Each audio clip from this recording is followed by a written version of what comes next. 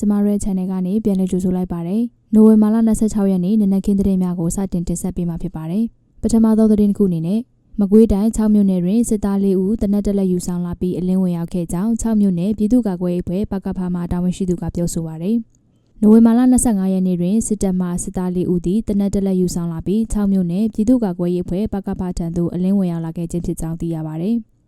ထို့သောအလင်းဝင်ရောက်လာသောစစ်သား4ဦးတနက်တက်လက်နှင့်ခဲယမ်းများယူဆောင်လာခြင်းကြောင့်6မြို့နယ်ပကဖကဂုဏ်ပြုစုချီးမြှင့်ငွေပေးအပ်ခဲ့ကြောင်းသိရှိရပါတယ်။6မြို့နယ်ပြည်သူ့ကာကွယ်ရေးအဖွဲ့ကိုချိတ်ဆက်ပြီးတော့စစ်ကောင်စီတပ်သား4ဦးကလက်နက်ခဲယမ်းတွေနဲ့အတူအလင်းဝင်ရောက်လာတဲ့အတွက်ဂုဏ်ပြုစုငွေချီးမြှင့်ပေးအပ်ခဲ့ပါတယ်။ဆက်လက်ပြီးအလင်းဝင်ရောက်လာမဲ့သူတွေကိုလည်းဖိတ်ခေါ်ပါတယ်ဟု6မြို့နယ်ပြည်သူ့ကာကွယ်ရေးတပ်ဖွဲ့ပကဖမှတာဝန်ရှိသူကပြောဆိုပါတယ်။ဆက်လက်၍အကြမ်းဖက်စစ်တပ်ထံတွင်တာဝန်ထမ်းဆောင်လိုခြင်းမရှိသောစစ်သားရဲနှင့်စစ်မှုထမ်းတပ်သားတွေများအနေဖြင့်အမြန်ဆုံးအလင်းဝင်ရောက်ကြရန်နှင့်အလင်းဝင်ရောက်လာသူများကိုလည်းနှွေးထွေးစွာကြိုဆိုမည်ဖြစ်ကြောင်း6မြို့နယ်ပြည်သူ့ကာကွယ်ရေးအဖွဲ့ပကဖမှတာဝန်ရှိသူကဆက်လက်ပြောဆိုပါတယ်။ဆက်လက်ပြီးတော့မကွေးတိုင်းမင်းတုံမြို့နယ်တွင်အကြမ်းဖက်စစ်တပ်နှင့်ပူးပေါင်းပြီးလူငယ်များကိုပေါ်တာဆွဲဖမ်းဆီးခြင်းမူရစ်စေဝါရောင်းဝယ်မှုလှုပ်ဆောင်နေသောပြူစောတိကောင်းဆောင်၏တပည့်ဖြစ်သူနေသွေးကို PDF တပ်ဖွဲ့ကအရှင်ဖမ်းဆီးခဲ့ကြောင်းတရက်ခရိုင်အမှတ်၄တရင်မှသတင်းနှင့်ပြန်ကြားရေးတာဝန်ခံကိုမြတ်ကပြောဆိုပါတယ်။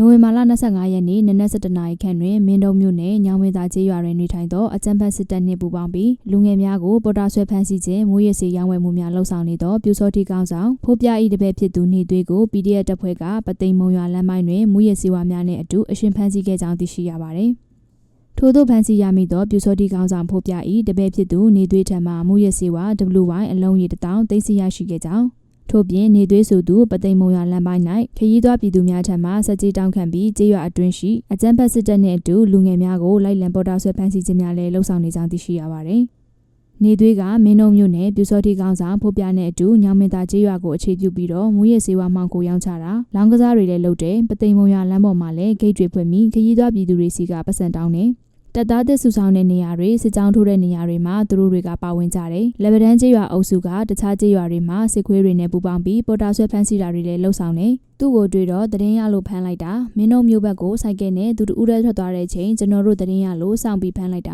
ကျွန်တော်တို့ဆက်လက်စစ်ဆေးနေတော့မှဆက်လက်ပြီးစစ်ဆေးစရာတွေရှိတယ်ညွှန်ကြားမှုအတိုင်းဆက်လက်ရေးယူဆောင်ရွက်သွားမှာပါဟုတရက်ခရိုင်အမှတ်၄တရင်မှာသတင်းနဲ့ပြန်ကြားရေးတာဝန်ခံကိုမြတ်ကပြောဆိုပါတယ်။ဆက်လက်ပြီးပဲခူးတိုင်းစစ်စင်ရေးတိုက်ပွဲများတွင်စစ်တပ်ဘက်မှ10ဦးသေဆုံးပြီးလက်နက်ခဲယမ်းများသိမ်းဆည်းရရှိခဲ့ကြောင်းပြည်သူ့ကာကွယ်ရေးတပ်မတော် PDF အမှတ်နဲ့စစ်စင်ရေးနယ်မြေကသတင်းထုတ်ပြန်ပါတယ်။နိုဝင်ဘာလ23ရက်နေ့နံနက်ပိုင်းပဲခူးတိုင်းတာယာဝတီခရိုင်ဂျိုးပင်ကောင်းမြို့နယ်ဝင်စစ်တပ်ဂိတ်စခန်းကိုပြည်သူ့ကာကွယ်ရေးတပ်မတော်အမှတ်နဲ့စစ်စင်ရေးနယ်မြေပဲခူးတိုင်းစစ်ဌာနချုပ်ဗျူဟာ22အမှတ်3832တပ်ရင်းတပ်ခွဲလေးကတိုက်ခိုက်ခဲ့ရာစစ်တပ်ဂိတ်စခန်းမှာဒုရဲအုပ်ကျော်စင်ထွန်းပါဝင်ဂျမ်ဘတ်စစ်သား9ဦးနေရာတွင်သေဆုံးခဲ့ကြောင်း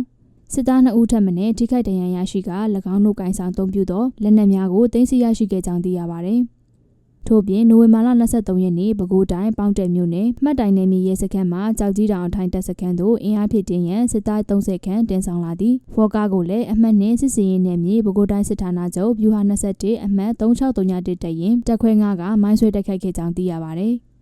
အလားတူနိုဝင်ဘာလ22ရက်နေ့တွင်လည်းပဲခူးတိုင်းတာယာဝတီခရိုင်ဇီကုန်းမြို့နယ် KTV တခုတွင်တောက်ဆောင်မှုယူနေသည့်အကြမ်းဖက်စစ်တပ်လက်အောက်ခံရဲနှင့်ပြည်သူစစ်တပ်ဖွဲ့ဝင်များကိုအမှတ်နဲ့စစ်စင်ရေးနယ်မြေပဲခူးတိုင်းစစ်ဌာနချုပ်ဗျူဟာ22အမှတ်3831တပ်ရင်းကစီးနှင်တိုက်ခိုက်ခဲ့ရာအကြမ်းဖက်စစ်တပ်လက်အောက်ခံရဲနှင့်ပြည်သူစစ်တပ်ဖွဲ့ဝင်9ဦးသေဆုံးခဲ့ပြီးလက်နက်တချို့ကိုလည်းသိမ်းဆည်းရရှိခဲ့ကြောင်းသိရှိရပါသည်။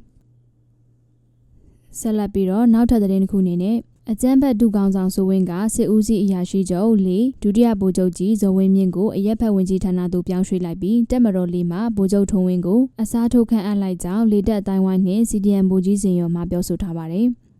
အနောက်မြောက်တိုင်းစစ်ဌာနချုပ်တိုင်းမှုဗိုလ်မှူးချုပ်မျိုးမင်းထွေးကိုလက်ပေးလက်ယူမှုစစ်စီရေးတာဝန်မကျေမှုများဖြင့်ခေါ်ယူစစ်ဆေးနေစဉ်စစ်ဦးစီးအရာရှိချုပ်၄ဒုတိယဗိုလ်ချုပ်ကြီးဇော်ဝင်းမြင့်နှင့်ပတ်သက်သောအရှုပ်တော်ပုံများပေါ်ပေါက်လာကြောင်းထို့ကြောင့်စစ်ဦးစီးအရာရှိချုပ်၄ဒုတိယဗိုလ်ချုပ်ကြီးဇော်ဝင်းမြင့်ကိုစစ်ဘက်ရာထူးမှအနာပေးကနိုင်ငံခြားရေးဝန်ကြီးဌာနသို့ပြောင်းရွှေ့လိုက်ကြောင်းဒုတိယဗိုလ်ချုပ်ကြီးဇော်ဝင်းမြင့်၏ရာထူးနေရာဖြစ်သောစစ်ဦးစီးနေရာကိုတပ်မတော်လေးမှဗိုလ်ချုပ်ထုံးဝင်းကိုအစားထိုးခန့်အပ်လိုက်ကြောင်းသိရှိရပါသည်။အခုရက်ပိုင်းစိုးဝင်းနဲ့လေတပ်အတိုင်းဝိုင်းနဲ့နည်းနည်းကြောက်ကစားဖြစ်နေတယ်။အဓိကနာမခစစ်တိုင်းမှုကိုအမှုစစ်ရင်အဲ့ဒါတွေအတွက်ဆက်ပြီးတော့တွဲပြီးပေါ်လာလို့သိရတယ်။စစ်ဦးစီးအရာရှိချုပ်၄ဒုတိယဗိုလ်ကြီးဇော်ဝင်းမြင့်ကိုနိုင်ငံခြားရေးဝန်ကြီးဌာနကိုပို့တယ်။အစားထိုးမဲ့တပ်မတော်လေးဗိုလ်ချုပ်ထုံးဝင်းနဲ့ပတ်သက်လို့လေတပ်အတိုင်းဝိုင်းကပြောတာကတော့သူကအထက်ဘားအောက်ဖြစ်ပဲလို့သိရတယ်။ အသစ်စစ်ဦးစီးအရာရှိချုပ်လေးကလူကြီးကိုပဲဖားဖို့စဉ်းစားတတ်တယ်။အဲ့ဒါတော့အောက်ကပြန်တန်းရေးပိုက်လော့တွေနဲ့မြေပြင်ခရူတွေနဲ့ပါပြဿနာတွေပါဖြစ်နိုင်တယ်လို့မှန်းဆတယ်။ပြီးရင်အခုစစ်ဦးစီးအရာရှိချုပ်ဒုတိယဗိုလ်ချုပ်ကြီးဇော်ဝင်းမြင့်နဲ့ဆက်ဆက်ပြီးဟုံးမလင်းလေတပ်စခန်းဌာနချုပ်ကလေတပ်စခန်းမူနာမည်တော့စီစစ်နေစေပဲသူပါအလားလာမကားမှုလို့ပြောတယ်။အနေထားကတော့ပြုတ်တာမျိုးမဟုတ်ဘဲနဲ့အရက်ဘက်တွေကိုပို့တဲ့အနေထားမျိုးတွေဖြစ်နိုင်တယ်ဟုစီဒီအမ်ဗိုလ်ကြီးစင်ရုံကပြောဆိုပါတယ်။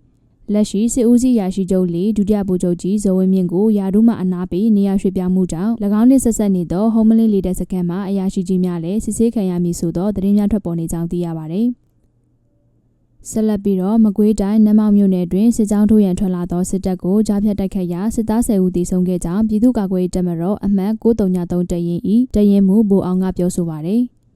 နိုဝင်ဘာလ25ရက်နေ့နနက်8:22မိနစ်အချိန်နမ်မောက်မြို့နယ်ကြောက်တန်းကျေးရွာအနီးတုံးလုံးကိုတော်လမ်းဆောင်မှာတရက်ချောင်းကန်လှကျေးရွာဘက်သို့အင်အား80ခန့်ဖြင့်စစ်ကြောင်းထိုးရန်ထွက်လာသောအကြမ်းဖက်စစ်တပ်ကို PDF ဗျူဟာ19တရင်933မှရဲဘော်များကကြားဖြတ်တိုက်ခိုက်ခဲ့ကြောင်းသိရပါတယ်။ထိုတိုက်ခိုက်မှုတွင်တိုက်ပွဲမှာမိနစ်20ခန့်ဖြစ်ပွားခဲ့ပြီးအကြမ်းဖက်စစ်တပ်ဘက်မှစစ်သား10ဦးသေဆုံးကတော်လှန်ရေးရဲဘော်များအထိခိုက်မရှိပြန်လည်ဆုတ်ခွာနိုင်ခဲ့ကြောင်းသိရပါတယ်။အဲ့တိုက်ပွဲမှာစစ်ခွေးတွေဘက်ကသေဆုံးတာခန့်မှန်းခြေ10ဦးလောက်ရှိတယ်။စစ်ခွေးတွေနဲ့တိုက်ပွဲထပ်ဖြစ်နိုင်တယ်။တောင်ပေါ်နဲ့တောင်အောက်ဆိုတော့သူတို့အထိနာမှာစစ်ခွေးဘက်ကလက်နက်ရရှိတာမျိုးတော့မရှိဘူး။တော်လှန်ရေးမဟာမိတ်တပ်တွေနဲ့ပူးပေါင်းပြီးဆက်လက်တိုက်ခိုက်သွားဖို့ရှိပါတယ်။တော်လှန်ရေးရဲဘော်တွေအထိခိုက်မရှိပြန်လည်ဆုတ်ခွာနိုင်ခဲ့ပါတယ်ဟုအမှတ်933တရင်မှတရင်မှုဗိုလ်အောင်ကပြောဆိုပါတယ်။အဆိုပါတိုက်ခိုက်မှုကို939နှစ်တပ်ဖွဲ့နမ်မောက်ပကဖာနှင့်မဟာမိတ်ပူးပေါင်းတပ်ဖွဲ့များကလှုံ့ဆော်ခဲ့ကြောင်းတိုက်ခိုက်မှုပြုလုပ်ပြီးနောက်တော်လှန်ရေးရဲဘော်များအထိခိုက်မရှိပြန်လည်ဆုတ်ခွာနိုင်ခဲ့ကြောင်းသိရှိရပါတယ်။ဆက်လက်ပြီးတော့ ARD တိုင်းဖျာပုံထောင်တွင်နိုင်ငံရေးကျင်းသားများညှဉ်းပန်းနှိပ်စက်ခံနေရပြီးငွေကြေးအတင်းကျပ်ဖိအားပေးချင်းချောက်တောင်းခံမှုများဖြစ်ပွားနေကြောင်းမြန်မာနိုင်ငံလုံးဆိုင်ရာနိုင်ငံရေးကျင်းသားများကွန်ရက် PPN မှဗဟိုလုံမှုဆောင်ကော်မတီဝင်ကိုတိုက်ထွန်းဦးကပြောဆိုပါတယ်။ ARD တိုင်းတွင်ရှိဖျာပုံချင်းထောင်တွင်ထောင်အာဏာပိုင်များကနိုင်ငံရေးကျင်းသားများပါဝင်အကျဉ်းသားများကိုဖိနှိပ်မှုနှင့်လက်စားမှုများလှုံ့ဆော်ခဲ့ပြီးအကျဉ်းထောင်တန်းစီထောင်ခေါ်အခန်းလူကြီးများကစောင့်ရှောက်ကြည့်ဟုသုံးနှုန်း၍အကျဉ်းသားတဦးလျင်ငွေကျပ်3သိန်းမှကျပ်8သိန်းထိတရားဝင်ရပိုင်ခွင့်ဟုပြောဆိုတောင်းခံနေကြောင်းဖျာပုံချင်းထောင်တွင်နိုင်ငံရေးကျင်းသားများပါဝင်အခြားကျင်းသားများကိုအချုပ်သည့်အကြတဲ့များစတင်ရောက်ရှိလာသည့်နှင့်ထောင်မှုအောင်ဆန်းလင်းနှင့်အရာရှိများကဓာတ်ရိုက်ပြော၍တော်၎င်းအကျဉ်းသားတန်းစီဖြစ်သည့်အခန်းလူကြီးများမှတဆင့်စောင့်ရှောက်ကြည့်ဟုသုံးနှုန်း၍ငွေများတောင်းခံကြောင်းသိရှိရပါသည်။ယင်းဖြင့်ငွေကြေးမပေးနိုင်သည့်အကျဉ်းသားများကိုအခန်းလူကြီးနှင့်စီကံထိန်သိမ်းမှုမှတဆင့်နှီးမျိုးစုံဖြင့်ငွေညှစ်ခြင်းများဈေးခိုင်းခြင်းများဆောင်ရွက်ခြင်းအပြင်အကျဉ်းထောင်အရာရှိများကဆဲဆူအော်ဟစ်တောင်းကျမ်းခြင်းအကျဉ်းသားများအားကိုထိလက်ရောက်ရိုက်နှက်ခြင်းများကိုမကြာခဏကျူးလွန်လျက်ရှိတော်လဲထောင်ပိုင်းဇော်ထွန်းဦးနှင့်ထောင်မှုအောင်ဆန်းလင်းတို့မှမြည်တို့များအရေးယူဆောင်ရွက်ခြင်းမရှိကြောင်းသိရပါသည်။ဖျာပုံချင်းထောင်တွင်တန်းစီခန်းလူကြီးများကလည်း၎င်းတို့စိတ်မကြည်လင်မကြည်သလိုအကျဉ်းသားများအပေါ်နိုင်ထက်စီနှင့်ပြုလုပ်ခြင်းပူကြခြင်းနှင့်ထိုးချိတ်ရိုက်နှက်ခြင်းများစိတ်ကြိုက်လုပ်ပိုင်ခွင့်ကိုထောင်အာဏာပိုင်များကအပြည့်အဝပေးထားကြောင်းသိရှိရပါသည်။အကျဉ်းသားများကိုဖိနှိပ်ခြင်းဆောင်ရွက်နေသည့်ဖျာပုံချင်းထောင်ရှိအခန်းလူကြီးများတွင်မတိမ်မှုဖြင့်ထောင်10နှစ်ကြာခံထားရသူရဲအောင်19ကနှင့်ထောင်10နှစ်ကြာခံနေရသည့်အောင်သူတို့သည်အဆိုးဆုံးဖြစ်ပြီးခေါင်းစဉ်မျိုးမျိုးတက်၍အလူငွေကောက်ခံခြင်းအနိုင်ကျင့်ခြင်းဗိုလ်ချခြင်းများကိုတရားဝင်ခွင့်ပြုမိရတဲ့ကဲ့သို့ပြုမှုလျက်ရှိသည်ဟုသိရှိရပါသည်။ဆက်လက်ပြီးတော့နောက်ထပ်သတင်းတစ်ခုမှာရန်ကုန်မြို့လယ်ကောင်ရှိကြောက်တရရဲစခန်းကိုလက်ပစ်ပုံများဖြင့်ပစ်ခတ်တိုက်ခိုက်ခဲ့ရာရဲစခန်းရှိကင်းတဲ့အနီးကြားရောက်ပောက်ကွဲခဲ့ကြောင်း Operation Flame သတင်းနဲ့ပြန်ကြားရေးတာဝန်ခံကပြောကြားပါတယ်။နိုဝင်ဘာလ25ရက်နေ့နနက်အစောပိုင်းတနာရီခန့်ကရန်ကုန်မြို့ကြောက်တရမြို့နယ်စူးလေဖျားလမ်းမှာပေါ်ရှိကြောက်တရရဲစခန်းကိုမြို့ပြပြောက်ကြားတပ်ဖွဲ့ဝင်များကလက်ပစ်ပုံနှလုံးဖြင့်ပစ်ခတ်ဖောက်ခွဲတိုက်ခိုက်ခဲ့ရာရဲစခန်းရှိကင်းတဲ့အနီးကြားရောက်ပောက်ကွဲခဲ့ကြောင်းသိရပါတယ်။လက်ပစ်ပုံနှလုံးနဲ့တိုက်ခိုက်ခဲ့တာရဲစခန်းရှိကင်းနေရီနာကြားရောက်ပောက်ကွဲခဲ့ပါတယ်။ကျွန်တော်တို့ဘက်ကပွဲပြီးတာနဲ့ချက်ချင်းပြန်ဆုတ်ခဲ့တာမို့လို့နောက်ဆက်တွဲအခြေအနေကိုမသိရဘူး။လူရှင်းပြေးလန့်ရှင်းတဲ့အချိန်ကိုအချိန်ယူလှုပ်ဆောင်ခဲ့တာပါ။မြို့ထဲကအဲ့ဒီစခန်းကိုလှုပ်ချင်လို့အချိန်နဲ့တလလောက်ယူပြီးတည်တည်ချာချာလေ့ကျင့်ပြီးမှလှုပ်ခဲ့တာဖြစ်ပါတယ်ဟု Operation Flame သတင်းနဲ့ပြန်ကြားရေးတာဝန်ခံကပြောဆိုပါတယ်။ရင်းရဲစခန်းသည်အကြမ်းဖက်စစ်တပ်၏အတူရောင်ရွေးကောက်ပွဲကိုပူးပေါင်းပါဝင်လှုပ်ဆောင်လျက်ရှိသည့်အပြင်မိဘပြည်သူများကိုနှီးမျိုးစုံဖြင့်မတရားဖန်ဆီးညှဉ်းပန်းနှိပ်စက်နေသောစခန်းတစ်ခုဖြစ်ကြောင်းထို့ကြောင့် Operation Flame Firepower အထူးစစ်ဆင်ရေးပြင်းထန်အဖြစ်တိုက်ခိုက်ခဲ့ခြင်းဖြစ်ကြောင်းသိပေးထားပါတယ်။အဆိုပါစစ်စင်ရေးကို Operation Flame နှင့်အတူအနောက်ပိုင်းခရိုင်ပြည်သူ့ကာကွယ်ရေးအဖွဲ့ကြီးမြင့်နိုင်မြို့နယ်ပြည်သူ့ကာကွယ်ရေးအဖွဲ့နှင့်လာသာမြို့နယ်ပြည်သူ့ကာကွယ်ရေးအဖွဲ့များပူးပေါင်းလှုပ်ဆောင်ခဲ့ခြင်းဖြစ်ကြောင်းသိရပါတယ်။ Operation Flame အနေဖြင့်အကြမ်းဖက်စစ်ကောင်စီကပြုလုပ်ဖော်ဆောင်မည့်အတူရောင်ရွေးကောက်ပွဲကိုလုံးဝလက်ခံသွားမည်မဟုတ်ဘဲရန်ကုန်တော်လှန်ရေးမဟာမိတ်များအားလုံးနဲ့အတူလက်တွဲ၍အကြမ်းဖက်စစ်တပ်ကိုအရှိန်မြင့်တိုက်ခိုက်ချေမှုန်းသွားမည်ဖြစ်ကြောင်းထုတ်ပြန်ထားပါတယ်။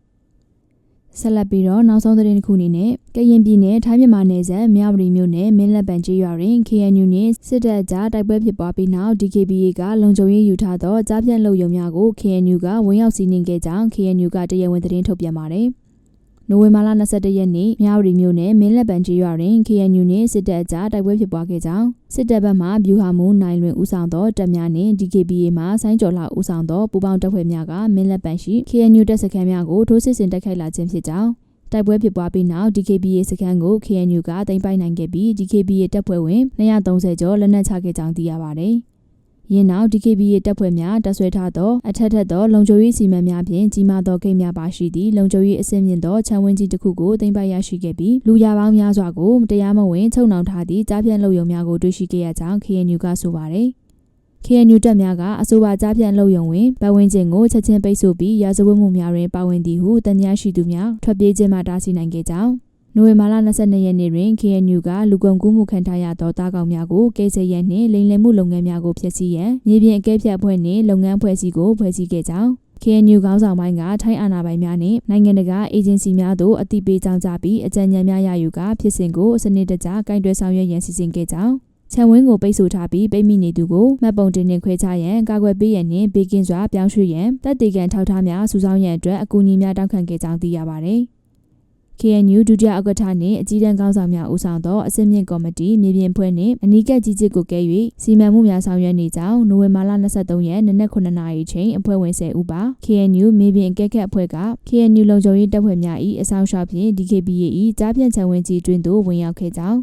အဆိုပါအဖွဲ့ကကြားဖြတ်ရုံများတွင်ပိတ်မိနေသူများကိုခွဲခြားသိရှိရန်တပ်တေကန်ထောက်ထားများစုဆောင်းခြင်းတပ်တေကန်များထဲမှထွက်ဆိုချက်များရယူခြင်းနှင့်လူသားချင်းစာနာမှုဆိုင်ရာလုပ်ငန်းများအတွက်လိုအပ်သည့်စာရွက်စာတမ်းများကိုစုဆောင်းခြင်းတို့ကိုလှုပ်ဆောင်ကြောင်းသိရပါသည်။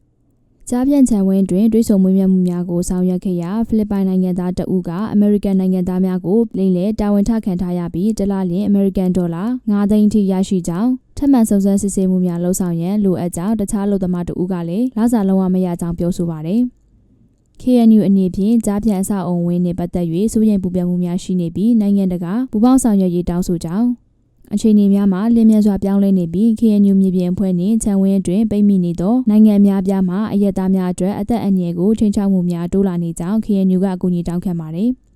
KNU ကကြားဖြတ်လိမ်လည်မှုလုပ်ငန်းကိုဖြေရှင်းရန်အတွက်ခိုင်မာပေါင်းစပ်ထားသောနိုင်ငံတကာပူးပေါင်းဆောင်ရွက်မှုများလိုအပ်နေကြောင်း KNU ကကြားဖြတ်ခြံဝင်းကြီးအတွင်းကျန်ရှိနေသူများကိုဆက်လက်ဖော်ထုတ်ပြီးရွေးချယ်စုံစမ်းစစ်ဆေးမှုများဆက်လက်လှုပ်ဆောင်မည်ဖြစ်တော်လဲထိရောက်သောစုံစမ်းစစ်ဆေးမှုနှင့်အသက်တွေထောက်ထားများစွာစုဆောင်းခြင်းသည် KNU ၏စွမ်းရည်ထက်ကျော်လွန်နေကြောင်း KNU ကပြောဆိုပါတယ်။ KNU အနေဖြင့်မိမိအုပ်ချုပ်နယ်မြေတွင်ဥပဒေစိုးမိုးရေးကိုထိန်းသိမ်းရန်နိုင်ငံဖြတ်ကျော်ရာဇဝတ်ကွန်ရက်များကိုတိုက်ဖျက်ရန်ပဋိပက္ခဒဏ်ခံရသူများကိုကာကွယ်ရန်နှင့်နယ်စပ်တလျှောက်လုပ်ကိုင်နေသောနိုင်ငံတကာရာဇဝတ်ကွန်ရက်များအတွက်တာဝန်ယူမှုကိုတေချာစေရန်အတွက်ထိုင်းအစိုးရနှင့်တခြားသက်ဆိုင်ရာအာဏာပိုင်များအဖွဲ့အစည်းများနှင့်ညီကပ်စွာပူးပေါင်းဆောင်ရွက်လျက်ရှိကြောင်းသိရှိရပါသည်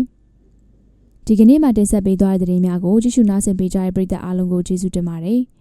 နေ့စဉ် update သတင်းများကိုတင်ဆက်ပေးနေတာဖြစ်လို့ကျမတို့ရဲ့ channel လေးကို like and subscribe လုပ်ထားဖို့လည်းမမေ့ပါနဲ့နော်။မင်္ဂလာရှိတဲ့နေ့လေးပိုင်ဆိုင်နိုင်ပါစေ။